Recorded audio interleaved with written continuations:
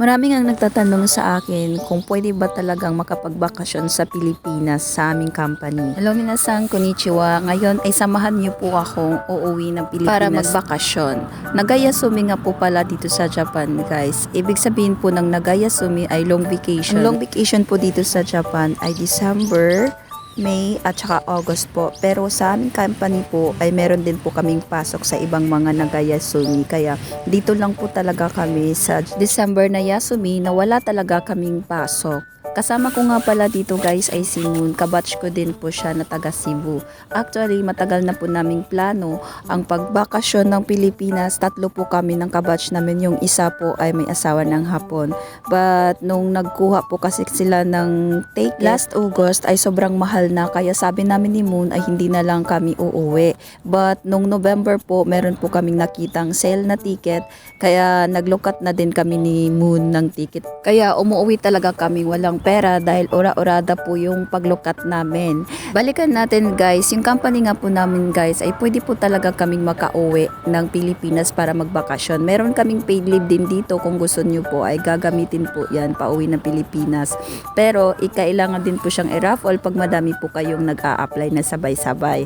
But pag long vacation po kagaya nito ay hindi na po kailangang i-raffle or gamitin yung paid leave mo dahil pwede po talaga kayo makauwi ng Pilipinas sa 7 days na day off. Para din po sa mga nagtatanong sa akin, yung visa po daw nila ay trainee visa, bakit daw po hindi sila pwedeng umuwi para magbakasyon? Ganito po kasi yan guys, yung pagbabakasyon po sa Pilipinas ay depende po talaga yan sa visa nyo at sa company nyo.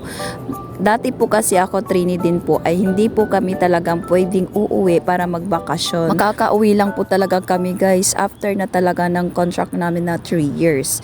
Iwan ko lang po ngayon dahil ang training nga po ngayon ay hanggang 5 years po. Baka po siguro pwede na magbakasyon or hindi pa din.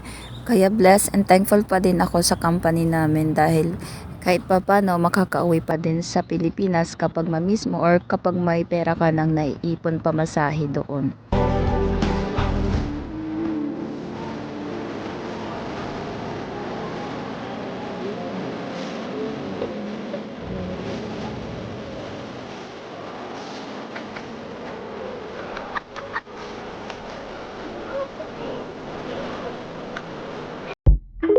Ang sarap talaga sa pakiramdam kapag masundo ka sa mga anak mo.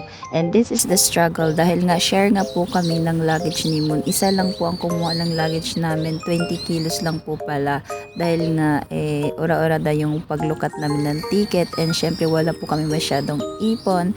Kaya yun, nag-share na lang po kami para at least meron po kaming konting madalang mga chocolates para sa pamilya namin. Finally, after 2 years and 8 months, nakakauwi din sa wakas. Kahit saglit lang siya, at least nakikita at nayakap ko yung anak ko. Grabe, ang dami ng pinagbago sa 2 taon na wala ako sa kanyang tabi. Sobrang taas na niya. Hindi ako makapaniwala nung makita ko siya. Kaya po sa mga OFW na pwedeng makapagbakasyon, bigyan niyo po talaga ng oras na magbakasyon po kayo. See you to my next vlog.